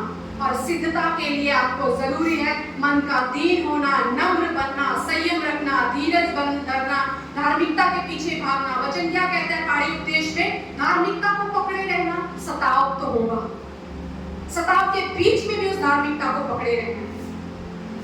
क्यों हमारे जीवन में आज कहीं ना कहीं कमियां हैं? क्यों आज हमारे जीवन में आशीषों की कमियां हैं? क्योंकि हमने कुछ दरवाजे खुले छोड़े हैं, हम उस सिद्धता में नहीं बढ़ रहे हैं। वचन कह रहा है जो वर्तमान में तुम्हारे अंदर बातें हैं वो बनी रहे और बढ़ती रहे। हमारे लिए बढ़त का क्या अर्थ होता है? पैसे में बढ़ना, गाड़ी में बढ़ना, अच्छी जॉब में और बढ़ना, सैलरी और बढ़ जाए। ये तो संसार की रीत है, ये संसार की रीत है, बढ़त ये है। लेकिन हमारे लिए बढ़त क्या है? उस परमेश्वर में बढ़ना, उसका स्वरूप धारण करना, उसकी सी चाल चलना, उसके जैसे बनते जाना। एक दिन में नहीं बनेंगे और ना हम बन चुके हैं। कोई भी सिद्ध नहीं है, कोई भी पवित्र नहीं है। परमेश्वर का वचन कह रहा है हर दिन तुम्हें काम करना है, यत्न करना है। दूसरों को सुधारने की बजाय हम अपने आप को सुधारना शुरू करें, अपने आप को सुधारना शुरू करें। ये जो बुलाहट है, ये जो चुना जाना है, ये जो बुलाया जाना है, ये हर एक के लिए, हर विश्वासी के लिए है। तुम जगत का नमक हो, जगत की ज्योति हो। नमक क्या करता है? संभालता है, बचाता है, स्वाद बढ़ाता है। हमें दूसरों को बचाना भी है, फिर उन्हें बनाए भी रखना है प्रभु में, खुद भी बने रहना है। स्वाद फैलाना है हर जगह, उस मसीह के प्रेम को फैलाना है हर जगह, उसकी सुगंध को फैलाना है हर जगह। तुम जगत की ज्योति हो। क्यों ज्योति है? क्योंकि वो ज्योति हम पर चमकी है। और हमें कहाँ चमकना है? अंधकार में जाकर वहां प्रकाश को दिखाना है। एक बार पहले भी मैंने शेयर किया था कि अंधकार जब है ना, अंधकार कहता है मेरे घर में आकर देख कितना बुरा हाल है। ज्योति से कहता है मेरे घर में आकर देख वहाँ कितने बुरा हाल है, कुछ नजर नहीं आता, कुछ है ही नहीं मेरे पास में। ज्योति बोलती है चल मैं तेरे घर चलती हूँ। रोशनी जब अंधकार के घर में आती है तो वो कहती है यहाँ तो सब तरफ प्रकाश है। क्यों? क्योंकि अंधकार में ज्योति चमकी। जहाँ ज्योति जाएगी ना वहाँ अंधकार बचा ही नहीं मिलेगा, वहाँ अंधकार खत्म हो जाएगा। आज हमारे जीवन में अगर हम देखें, जब वो प्रकाश चमका, जब वो ज्योति चमकी, तो क्या कोई अंधकार बचा हमारे जीवन में? नहीं, क्योंकि वहाँ प्रकाश प्रकट हुआ, वहाँ उजियारा प्रकट हुआ, वहाँ उस खुदा का तेज आया हमारे जीवन में। और वो यही चाहता है तुम्हारे द्वारा अब तुम्हारा प्रकाश दूसरों पर चमके, अब तुम ज्योति बनकर चमको। बहुत से उदाहरण हैं हमारे पास जिनका हम वर्णन कर सकते हैं, हम उनसे सीख सकते हैं, हम बता सकते हैं कि किस तरह परमेश्वर चाहता है हम इनसे सीखें और हम आगे बढ़े। जो लक्ष्य हमें रख दिया है परमेश्वर ने, उस लक्ष्य की और निशाने की ओर देखते हुए हम आगे चले जाएं। ऐसे दौड़ो कि तुम जीतो, ऐसे दौड़ो कि तुम मुकुट पाओ। हमारी दौड़ ऐसी होनी चाहिए। बच्चे जब स्कूल में स्पोर्ट्स डे में देखो ना, गिरते हैं, चोटें लगती हैं, पर ऐसे भागते हैं कि जीतना है मुझे। पर हमारी दौड़ कभी कभी इतनी धीरे होती है, हमें लगता है प्रभु तो साथ है, हाँ प्रभु तो साथ है। हम दोहरा जीवन जीते हैं, कुछ चीजें अपने जीवन से हटा ही नहीं पाते हम कभी। बाकी सब तो कर रहे हैं, ये थोड़ा सा कर दिया तो इसमें क्या हमें सुना दिया, क्यों हमें कोई कुछ बोले? एक बात ही तो की थी, दो ही बातें तो की थी, बाकी तो हम सब कुछ करते हैं। पर परमेश्वर कहता है पूरी सारी बातें छोड़कर, अब्राहम सब कुछ छोड़कर मेरे पीछे हो। अब्राहम से परमेश्वर ने कहा था सब कुछ छोड़ दे, पर वो फिर भी थोड़ा सा वो लूत साथ में लेकर आ गया। लूत को साथ में ले लिया। आदत है हमारी, कुछ तो साथ चाहिए। कभी कभी हमारी भावनाएं उमड़ती हैं, कभी कभी हमारा प्रेम जागृत हो जाता है, कुछ तो साथ में होना चाहिए। अरे इसको पीछे कौन देखेगा? पर हम सब जानते हैं आखिर में आगे जाकर उसे लूत को छोड़ना ही पड़ा, हटना पड़ा। तभी परमेश्वर के द्वार उसके जीवन में खुले। हम सब निकालेंगे दूसरा राजा, जिनके पास भी बाइबल है आप खोलिए, दूसरा राजा। वहां आज हम एक उदाहरण देखने वाले हैं और उस उदाहरण से हम बहुत कुछ सीखना चाहते हैं कि परमेश्वर आज हमें सिखाए कि किस तरह हम बुलाहट में जो परमेश्वर ने हमें दी है, हमारे लिए रखी है। इसके दूसरा राजा के 9वां 10वां अध्याय अगर हम देखते हैं ना, यहाँ एक व्यक्ति के बारे में पूरी कहानी बताई गई है। यहाँ यहोशापात का बेटा है येहू और वह निमशी का पोता है। उसके लिए अचानक से परमेश्वर की एक योजना आती है और वो योजना क्या है कि तेरा अभिषेक किया जा रहा है, अब तू राजा होगा। ये सिर्फ राजाओं के लिए नहीं है, या ऊंचे पद वालों के लिए, याजक, महायाजक या पास्टर कह रहे हैं, एल्डर कह रहे हैं, सिर्फ उनके लिए नहीं है, पर ये हम सबके लिए है। हम सबके जीवन में एक बुलाहट है और ये अपने आप को आप यहाँ रखकर देखिए आज कि इससे हमें क्या सीखने की जरूरत है। यहाँ क्या होता है, एलीशा जो भविष्यवक्ता है, एक भविष्यवक्ता को भेजता है और उसे परमेश्वर का वचन आता है कि जाकर येहू का अभिषेक करना है राजा होने के लिए। यहाँ भरी सभा है, उसमें आकर सब सेनापति बैठे हैं और वो भविष्यवक्ता आकर पूछता है, कहता है कि सेनापति मुझे तुझसे काम है। ये आप सारा पढ़ सकते हैं घर पर, मैं शॉर्ट में आपको स्टोरी बता रही हूँ। तो उसका अभिषेक किया जाता है येहू का। और अभिषेक क्यों किया है उसका? अगर हम दूसरा राजा 9वां अध्याय का 7वां वचन देखें तो वहां लिखा है कि तू अपने स्वामी अहाब के घराने को मार डालना, जिससे मुझे अपने दास भविष्यवक्ताओं के वरन अपने सब दासों के खून का जो इजबेल ने बहाया है बदला मिले। अहाब इजबेल की घटना हम सब जानते ही होंगे, किस तरह इजबेल जो है भविष्यवक्ताओं को, जो परमेश्वर के भविष्यवक्ता थे, उन्हें मरवाती थी।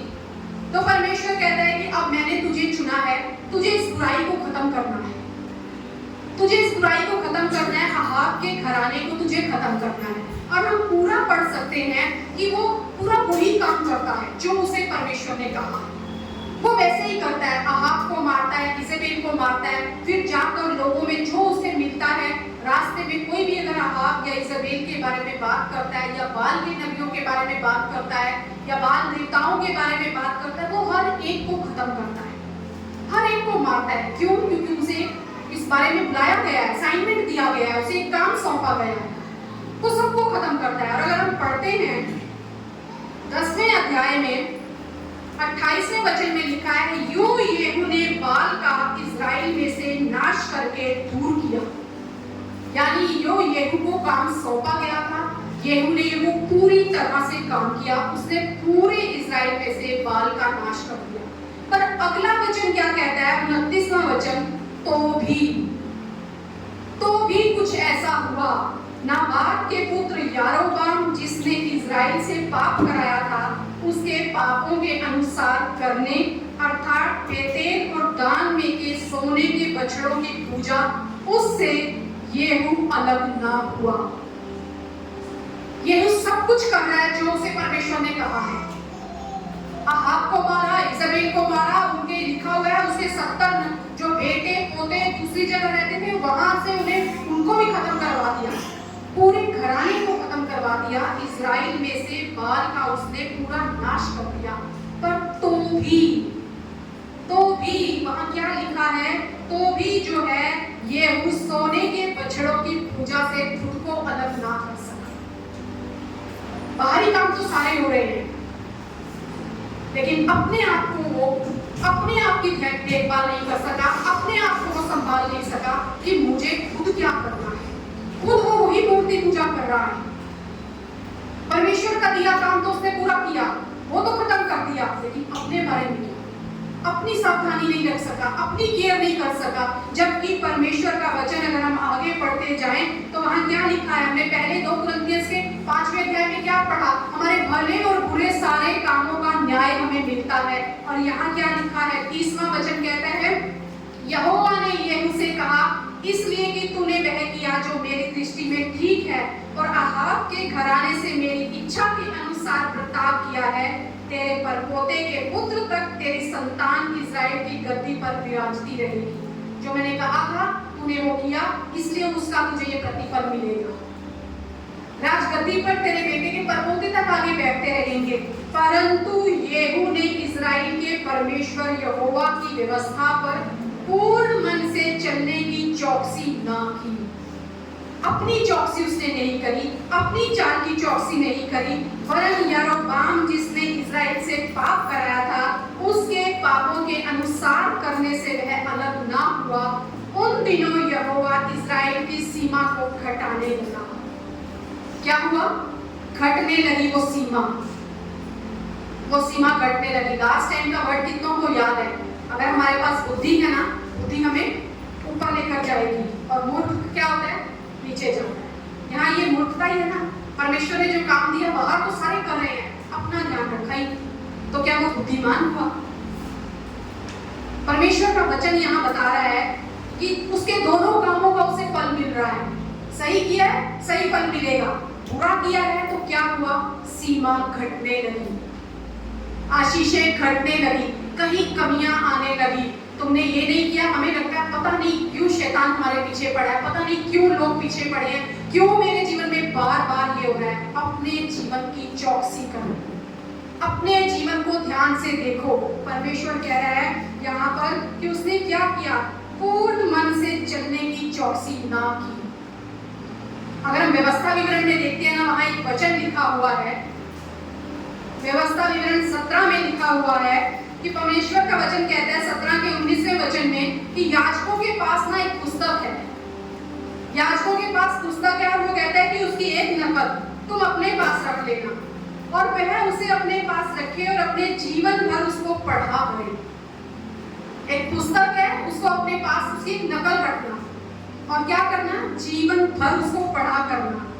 क्यों पढ़ना जरूरी है? जिससे वह अपने परमेश्वर यहोवा का भय मानना और इस व्यवस्था और इन विधियों की सारी बातों के मानने में चौकसी करना सीखे। ये पुस्तक जब पढ़ोगे ना, भय मानना सीखेंगे हम, और इसकी जितनी बातें हैं उन पर हम क्या करेंगे? वचन क्या कह रहा है? इन विधियों की सारी बातों को मानने में चौकसी करना। परमेश्वर हमारा 99% नहीं चाहता, 100% चाहता है। एक ही नहीं किया, कोई बात नहीं, तो उस एक का परिणाम आपको भुगतना पड़ेगा। 99 अच्छी बातें हैं, एक बात जो मैं नहीं करी ना, परमेश्वर उसका भी न्याय करता है, वो भी वो देखता है। वो कह रहा है इसे अपने पास रखना, इसको पढ़ना, इसको पढ़ने से तुम्हें यहोवा का भय मानना तुम सीखोगे, इसकी सारी बातों को कैसे पूरा करना है वो तुम सीखोगे, और इससे जब तुम इन पढ़ोगे ना तो इन आज्ञाओं से ना तो दाहिने मुड़ोगे और ना बाएं मुड़ोगे। फिर क्या होगा, जिससे कि वह और उसके वंश के लोग इस्राएलियों के मध्य बहुत दिनों तक राज्य करते रहे। ये हुआ, क्या हुआ, सीमा घटने लगी। और यहाँ परमेश्वर क्या कह रहा है, अगर ये पुस्तक तुम्हारे पास है, अगर इससे पढ़ रहे हो, परमेश्वर का भय मानना सीखोगे, इस पर सारी इसकी विधियों को मानने में चौकसी करोगे, ना इससे दाएं मुड़ोगे ना बाएं मुड़ोगे, और तुम और तुम्हारे वंश पर और तुम्हारा राज्य जो है ना सदा बना रहेगा, लंबे समय तक बना रहेगा। आज परमेश्वर कुछ नहीं हमसे चाहता, वो कहता है मेरे गवाह बनो। हम इस वर्ड को किसी भी तरह से ले सकते हैं, मेरे गवाह बनो, जैसा मैं हूँ वैसा बनकर दिखाओ। सिर्फ हमारे मुख से बोली नहीं, हमारी गवाही काफी नहीं है। अगर हमारा जीवन देखकर किसी के जीवन पे कोई असर नहीं पड़ता तो उसका कोई अर्थ नहीं है। क्यों हमें पवित्र बनना है, क्यों सिद्ध बनना है, क्यों गवाह बनना है? क्योंकि वो प्रभु यीशु मसीह अपने पिता के गवाह बने। जैसा मेरा पिता करता है मैं वैसा उसको करते हुए देखता हूँ और मैं वैसा ही करता हूँ। जो बातें हमारे जीवन में हुई हैं और जो बातें यहाँ वचन सिखा रहा है, वचन कह रहे हैं ये बातें पकड़े रहना, अगर इन पर चलते रहे ना, इनमें जो वर्तमान में है ये तुम में बढ़ती रहे, ये बढ़ती रहे। तुम्हारा एक लक्ष्य होना चाहिए, मुझे अनंत काल में प्रवेश करना है। जो ये समझता है ना कि मैं तो स्थिर हूँ, तो वचन क्या कहता है, चौकस रहे कि वो कहीं गिर ना जाए। कई बार हम अपने आप में इतना मैं चमत्कार दिखाता हूँ, प्रार्थना करता हूँ, रोगी खड़े हो जाते हैं, ये होता है वो होता है, वो सारी बातें अलग हैं, वो खुद को खुद बढ़ती जाएंगी। उनके लिए आपको तब भूख और प्यास जागेगी जब आपको इस पुस्तक की भूख लगेगी, जब ये वचन की भूख होगी ना, इसमें बढ़ते जाओगे ना, तो वो चीजें खुद को खुद परमेश्वर हमारे जीवन में उतारता चला जाएगा। हमारी क्षमता के अनुसार हमें तोड़े मिलेंगे, हमारी क्षमता जितनी बढ़ेगी तोड़े बढ़ते जाएंगे। चिंता मत करो कि कलीसिया में क्या हो रहा है, क्योंकि कलीसिया जानता है परमेश्वर कलीसिया को किस चीज की जरूरत है, किस चीज की जरूरत है। पौलुस क्या कह रहा है, 10,000 बातें अगर मैं अन्य भाषा में बोलूं उससे अच्छा है 5 ही बातें बोलूं, जो बुद्धि की हो और जो सिखाने के लिए हो। अब हमारी कलीसिया में हमें पता है, जब हम किसी से बात करते हैं, जितने और भी जो होंगे जो परमेश्वर के वचन में समझ रखते हैं, गहराई रखते हैं, वो किसी से बात करते भी समझ जाएंगे कि वो कितना ऊपर है और कितना उसने गहराई में जड़ पकड़ी हुई है। अब बात करने से समझ जाओगे। जब हम परमेश्वर के वचन में गहराई में होते हैं ना, हमें प्रार्थना बड़ी अच्छी लगती है, हमें संगति बड़ी अच्छी लगती है। हम जब देखते हैं परमेश्वर के लोग हमारे घर आ रहे हैं, हमारे साथ संगति करें, हम सब कुछ छोड़कर संगति में बैठते हैं, क्योंकि हमें ये संगति अच्छी लगती है। कुछ सीखने को मिलेगा, कुछ सुनने को मिलेगा, कुछ प्रार्थना करने का अवसर मिलेगा। कोई भी मौका क्यों ना हो, हम उस संगति को कभी छोड़ते नहीं। हमें प्रार्थना अच्छी लगती है, हमें वचन अच्छा लगता है, हमें वो संगति अच्छी लगती है। लेकिन अगर हमारे जीवन में हम सिर्फ ऊपर से अरे प्रभु प्रभु प्रभु, फिर हम भागते हैं हर चीज से, हम हर चीज से भागते हैं। क्या हुआ, नहीं हुआ तो क्या हो गया? सिर्फ चर्च में आते रहने से हम मसीह नहीं बन सकते। अब्राहम कितने साल, 75 साल में बुलाया गया, 99 साल में परमेश्वर को कहना पड़ा, अब्राहम मेरी उपस्थिति में चल और सिद्ध बनता जा। जबकि हम सब जानते हैं अब्राहम का जीवन परमेश्वर कहता है विश्वास का पिता। अगर उसे सिद्ध बनने की जरूरत थी, आपको और मुझे कितनी ज्यादा इस सिद्धता की जरूरत है, कितना ज्यादा हमें उस परमेश्वर के साथ टिके रहने की, बने रहने की जरूरत है। और परमेश्वर का वचन क्या कह रहा है, पूरे मन से, पूर्ण मन से इन सारी विधियों को, 2-4 छोड़ दे, अपनी पसंद की चुन लो, बिल्कुल भी नहीं। सारी विधियां, जो चीजें हमसे परमेश्वर ने अलग करवा दी हैं, जब हम एक नए मार्ग पर चल पड़े हैं, हम दोहरा स्तर नहीं रख सकते, बिल्कुल भी नहीं हम दोहरा स्तर रख सकते। अरे क्या हुआ, गरबा है, देखने चले गए, पहनने गए, थोड़ा सा डांस कर लिया तो क्या हुआ? बहुत कुछ हुआ। हमने उस उद्धार में जो हमने पाया है, हम वहां निकम्मे साबित होते हैं। कुछ भी हम क्यों ना करें, लेकिन अगर हम थोड़ा इधर है ना, हमें अपने जीवन को जांचने की जरूरत है। आज हम सबको अपने जीवन को जांचने की जरूरत है। और यहाँ किसी को परमेश्वर ने कोई श्योरिटी और कोई गारंटी नहीं दी कि भाई तू तो चला ही जाएगा, तू ये बन गया है तो अब तू चला जाएगा। नहीं, हर दिन हमें काम करना है, हर दिन उसमें बढ़ते जाना है। जो बातें आज हैं वो आज है, सिर्फ आज के लिए है। कल के लिए हमें फिर इकट्ठी करनी है, कल के लिए हमें फिर उनमें बढ़त हासिल करनी है। क्यों? क्योंकि प्रभु मुझे तो वहां जाना है। एक दिन अगर हम, क्या हुआ, सबको शायद ये घटना पता होगी, सबको पता होगी, ओलंपिक में हमारे देश की रेसलर थी विनेश फोगाट, क्या हुआ उसका, कितना वजन उसका ज्यादा निकला, मेडल नहीं मिला। क्यों? कहते उसने कुछ खा लिया था, थोड़ा सा ही तो खाया था, क्या खा देते थे ना बेचारी को, उसने भी एप्लीकेशन डाली पर नहीं मिला। यही हाल हमारा होगा अगर हम कहें क्या हुआ, थोड़ा सा ही तो किया था। ये एग्जाम्पल है हमारे सामने, हमारे साधारण जीवन से जब हम देखते हैं ना, हमें समझने में बड़ी आसानी होती है। क्यों यीशु मसीह दृष्टांतों में बात करता था? चेले कहते थे क्यों तू दृष्टांतों में बोलता है? यीशु कहते थे तुम तो समझते हो, ये नहीं समझते। वो रोई, चिल्लाई, एप्लीकेशन डाली, दोबारा से वहां पे सब कुछ हुआ, ये बात करेगा, वो बात करेगा, अरे प्लीज मिल जाए, दे दो बेचारी को, इतनी मेहनत की है। देश से भी सब लोग बोलते अरे मिल जाना चाहिए। नहीं भाई, न्याय तो होना है। तो अब हमारे ऊपर अगर हमें विनेश फोगाट बनना है या हमें जीतना है, ऐसे दौड़ो कि तुम जीतो, ऐसे दौड़ो कि तुम मुकुट हासिल करो, ऐसे दौड़ो कि जब परमेश्वर तुम्हें देखे, प्रभु यीशु मसीह देखे तो वो कहे धन्य है मेरे ये विश्वास योग्य दास, धन्य है मेरे विश्वास योग्य दास, क्योंकि जैसा मैं था वैसा ये बने हैं। मुश्किल भी है और मुश्किल नहीं भी है, क्योंकि वो खुदा कहता है मेरे जो आत्मा तुम्हें दिया है ना वो तुम्हारी सहायता करेगा। मुश्किल तो बहुत है, लेकिन अगर हम खुद की मेहनत छोड़कर उस पवित्र आत्मा की सहायता लेनी शुरू करें ना, तब हम पौलुस के समान कह सकते हैं वो मुझे जो सामर्थ देता है ना उसमें मैं सब कुछ कर सकता हूँ, सब कुछ कर सकता हूँ। अगर हम देखते हैं परमेश्वर का वचन, अगर हम यहाँ निकाले इफिसियों 2 के 8 से लेकर 10 वचन तक, तो वहाँ क्या लिखा है? क्योंकि विश्वास के द्वारा अनुग्रह से ही तुम्हारा उद्धार हुआ है, और यह तुम्हारी ओर से नहीं वरन परमेश्वर का दान है। आज याद करें इस बात को, मेरा उद्धार परमेश्वर का दान है। जो मेरा उद्धार है ना वो परमेश्वर का दान है। ये मुझे यूं ही नहीं मिल गया, उस खुदा ने इसकी कीमत अदा की है। उस खुदा ने अपने आप को उसके ऊपर दे दिया, वो बलिदान हुआ, उसने लहू बहाया, वो मारा गया, वो गाड़ा गया, तब जाकर मुझे ये उद्धार मिला है। ये परमेश्वर का दान है मुझे। और आगे क्या कह रहे हैं? ना कर्मों के कारण ऐसा ना हो कि कोई घमंड करे। हमारे पास घमंड करने का कोई कारण नहीं है, कोई कारण नहीं है। सिर्फ ये परमेश्वर के अनुग्रह से परमेश्वर का दान हमें मिला है, और इस दान को हमें संभालना है, इसके ऊपर मेहनत करनी है, हर दिन इसमें बनना है, बढ़त हासिल करनी है, ताकि प्रभु जब मैं उद्धार का जो मुझे मिला है ना दान, जब मैं तू आए तो मैं बड़े आदर के साथ उस अनंत काल में प्रवेश करूं। वचन क्या कह रहा है? बड़े आदर के साथ। दूसरा पत्रस की हमने क्या पढ़ा? 11वां वचन अगर हम निकालें, फिर से निकालेंगे, इस रीति से तुम हमारे प्रभु और उद्धारकर्ता यीशु मसीह के अनंत राज्य में बड़े आदर के साथ प्रवेश करने पाओगे।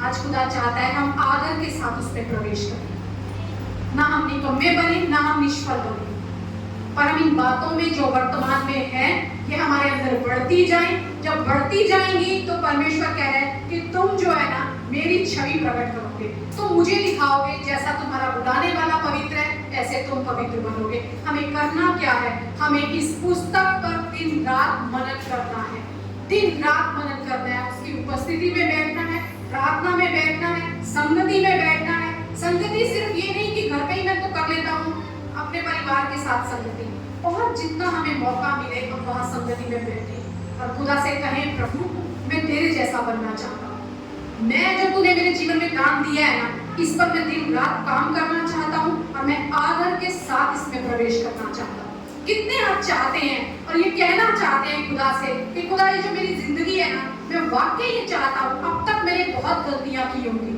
मैं येहू के समान नहीं बनना चाहता। एक स्पेशल बुलाहट थी येहू के लिए, उसे नहीं मालूम था, लेकिन परमेश्वर का जन भविष्यवक्ता आकर उसे अनॉइंट करता है, अब तुझे ये काम करना है।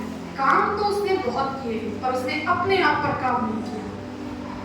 हम बाहर बहुत सारे काम कर रहे होंगे लेकिन आज खुदा चाहता है अपने आप पर काम करो ताकि तुम्हारी सीमा बढ़ती जाए, ताकि तुम हमेशा बढ़त को अपने जीवन में देखो, हर बातों में बढ़ो और तुम्हारे जीवन से मैं नजर आऊं। तो अगर हम ये चाहते हैं कि हमारे जीवन में हम खुदा को कहें कि खुदा तेरी बातें बढ़े, मैं अपने जीवन को तुझे सौंपता हूँ, तो उस पहाड़ी उपदेश के समान हम उस खुदा से कहें प्रभु ये सारी बातें मैं मानने को तैयार हूँ।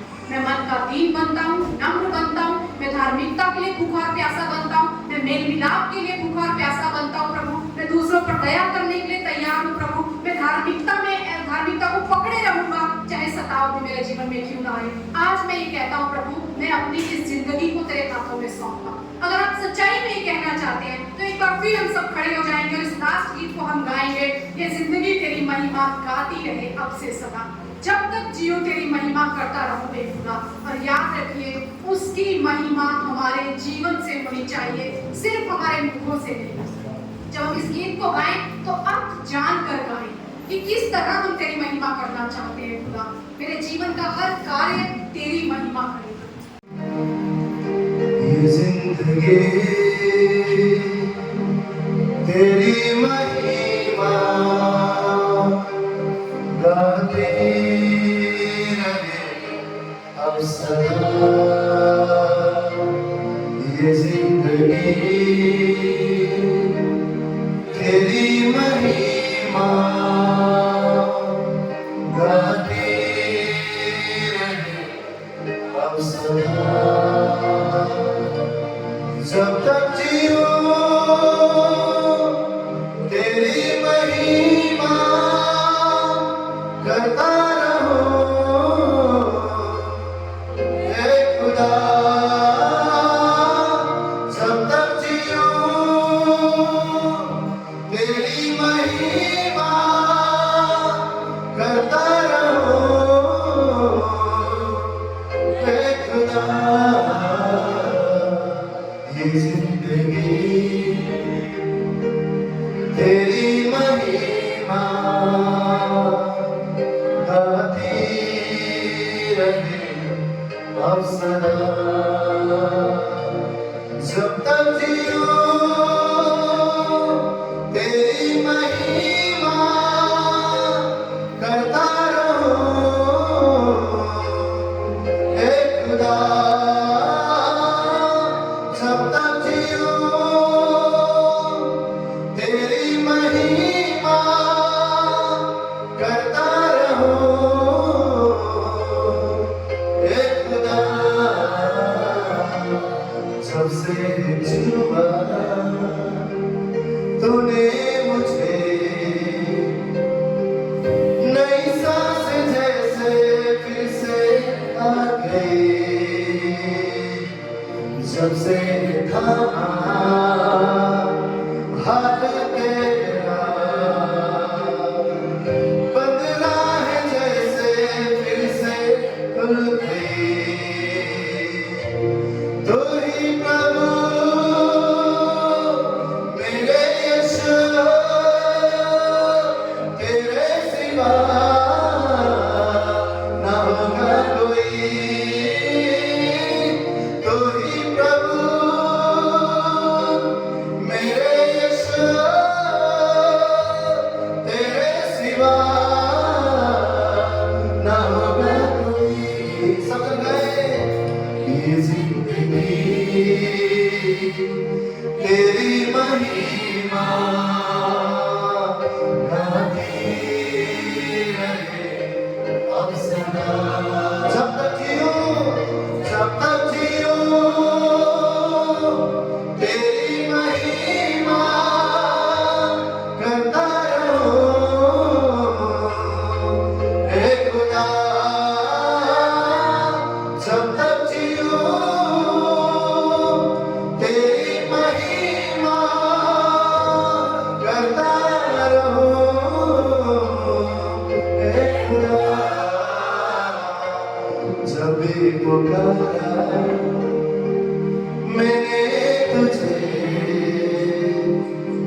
मेरी दुआ तो तूने सुना, हर एक कदम पर साथ रहा, बस तुझको महसूस किया। अब हो सना तेरी खुदा, इस जिंदगी को तुझको दिया। अब हो सना तेरी खुदा, इस जिंदगी को तुझको दिया। ये जिंदगी तेरी महिमा गाती रहे अब सदा। ये जिंदगी तेरी महिमा गाती रहे अब सदा। कोई हाथ उठाकर जब तक जियो तेरी महिमा करता रहो। यीशुआ जब तक जियो तेरी महिमा करता रहो। यीशुआ ये जिंदगी तेरी महिमा गाती रहे अब सदा। ये जिंदगी तेरी महिमा गाती रहे अब सदा। अब हो सना तेरी खुदा, इस जिंदगी को तुझको दिया।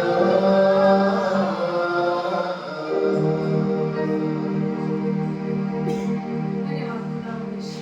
एक ही बात आज हम कहते हैं प्रभु जी, इस जिंदगी को हमने आपको सौंपा है।